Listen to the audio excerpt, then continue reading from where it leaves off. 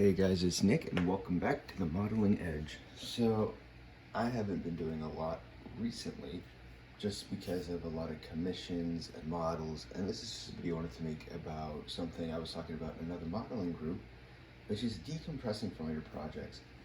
Now I have continued working on, and I'll probably make a video of me weathering this at some point, but this is for a group build that ends this week, so I've been on the wire for it. And I rushed it a little bit. I'm probably just gonna weather this up as it is without the crew and just call it a day. That's a 48 scale Humvee, and I've been doing a lot of my D&D commissions that I'm usually doing all the time. So finishing a bunch and just painting a lot of projects, and it's, oops, how do you just decompress when you're doing so much and trying to be perfect and trying to compete, trying to do it for a job? One of the things is finding little smaller kits to work on to just get back in the groove and get back to modeling. And the reason I'm making this video is because I started doing this, which is just repainting Hot Wheels trucks. I'm into monster trucks now. I'm doing that as my RC hobby, and just doing something that's not scale models, or doing a scale model you're not really going to show anybody, but you know, it's just for you to learn. And people seem to really like these, so I thought I'd make a video on how I do it, or just show you it if you're interested.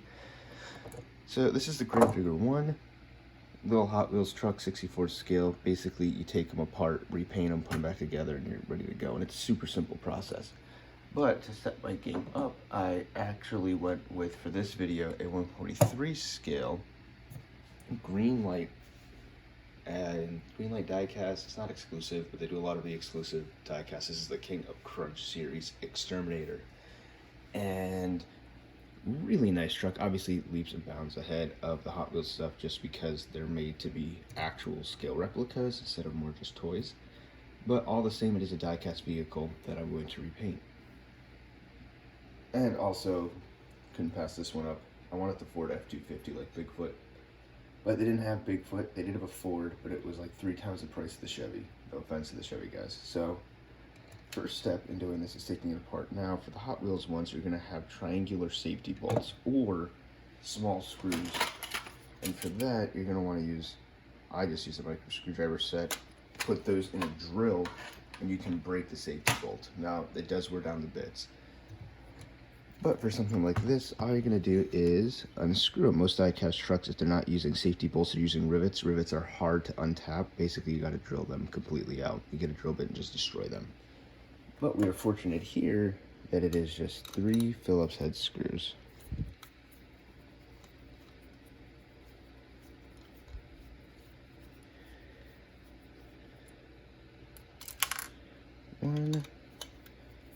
One by the transfer case.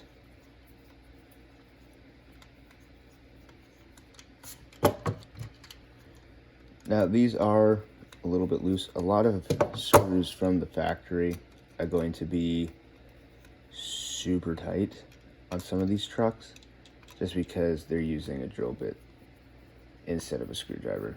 I shouldn't say drill. I mean, they are using a drill, but you know what I mean. It's machined in there just because it's on an assembly line. But there it goes, those 2 screws out, save those. Push those to the side. Then you can basically just take the die-cast part off. In this case, the interior is a separate piece from both the chassis and the inside. And so now that's something you can paint right in there. And I'll show you how to do that. Great detail as well. Got the radio, steering wheel, all that. Just the seats and side panels, a little bit of the roll cage. We're going to repaint that. And then you have this to repaint. You're going to want to take off, oops, anything. It's going to get, so I'm airbrushing. So normally I would take off the engine block. It's just glued in. Everything on these is just glued into this big plastic copy.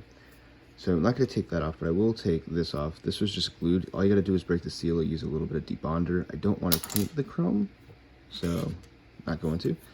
And then last but not least, the tires. And these tires are really nice. You can see the release agent on some of them. It's just kind of eating away the tire, being in packaging for so long. The rubber on this tire is falling apart. But for these, now you do need like a tire separator For the Hot Wheels ones, they're a little bit different, but these just pull off because the only thing holding them on is a little berm at the end of each of these axles. And we'll paint the tires separately, and that basically just allows us to use the airbrush.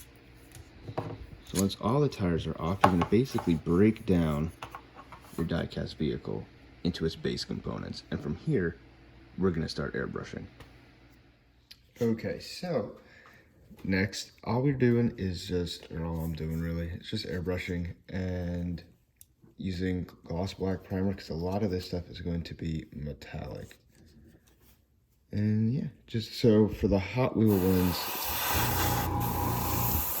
it does need to be cleaned. You can see on these, the paint doesn't stick very well. Because everything we're using after this is lacquer, I really just need it to be glossy. I don't need it to be perfect. And you'll see why what I mean by that, and why I would say that, instead of trying to do it like a proper miniature. And of course, you can approach it like a proper miniature too. You do not have to do it this way, if you don't want to.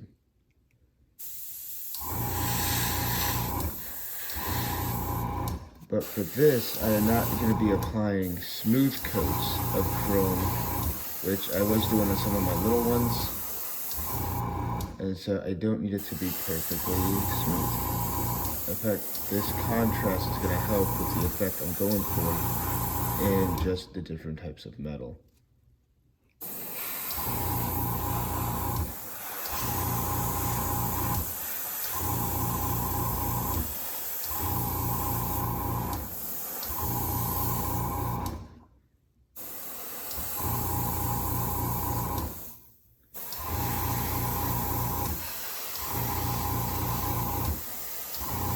Like I said, because I'm using lacquer for the basis of this entire truck particularly, I really didn't need the primer to begin with. As you know, I'm a huge fan of lacquer, and it is a super strong paint. Please balance. That engine's too heavy. Shoot. I got nowhere to put this down, so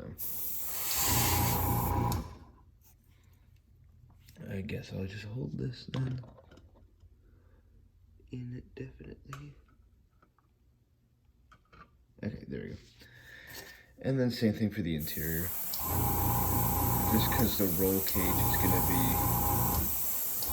metallic as well. I haven't decided what color I'm going to actually paint the seats yet. Or the side panels, I might just leave them black. Just matte them back down instead of making them gloss.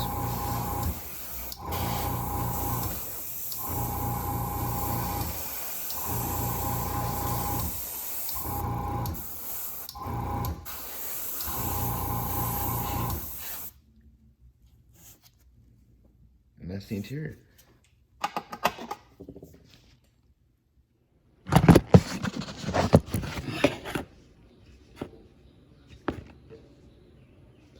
Alrighty, so now we're doing chrome. I like to use lacquer for that, and all we're gonna do is just, all I'm gonna do is I'm gonna pick out parts like the shocks. If it'll focus, there we go. To the best of my ability to just pick out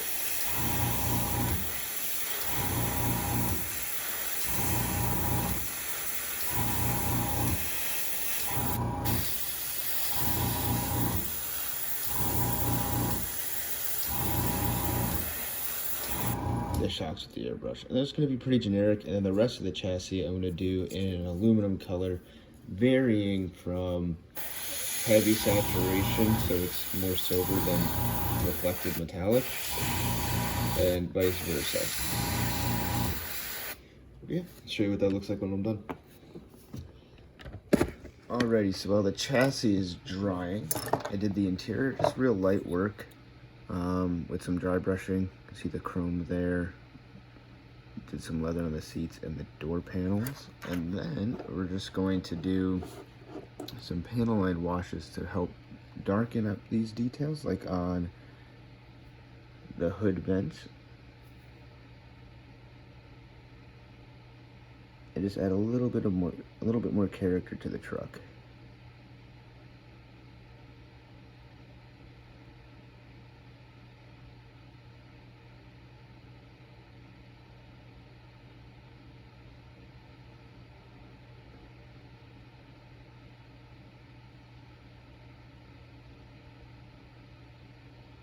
The best part about Diecast is because it's metal, the washes flow really well and stay right where they're supposed to.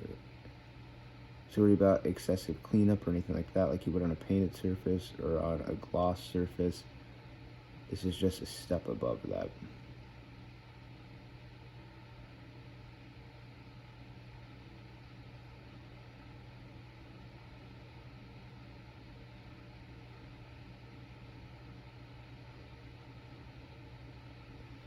That you add a little bit more detail to the truck. And so I'm going to do that for all the recessed panels. We'll come back when the chassis is done. Alrighty, so next up with the exterminator, we already did the panel lining and stuff, is going to be to consult the airbrush again and airbrush some mud effects on these tires, like that. And basically all we're doing is just random patterns, lights, nothing too crazy. I just mix up some random Vallejo brown, or just keeping it heavy in some areas. You want to keep it heavy towards the center of the treads, towards the outside. Nothing too intense, it just changes the color of the wheel. Makes it a little weathered. And that's it.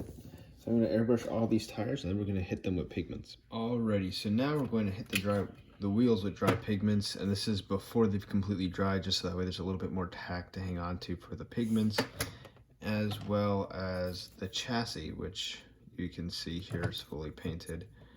The chrome shock absorbers, just the normal aluminum on everything else, so it looks good. And dry pigments, for those who don't know, but I've been using them in a lot of my tutorials as a point because they're one of my best tools, are dried powdered pigments. This is what you use to make colors in paints. Now, companies are just selling these as powder, and all you got to do is add a binder to activate them, make them a pigment. It's the same thing as using pastel chalk or oil washes on models. Only I like to apply mine dry because it has a nice 3D effect, and I'll show you what that looks like. Just get some on a brush. I usually use a Q-tip, but because the paint's still wet, I don't want to agitate it too much. And all we're going to do is just be basically rubbing dirt in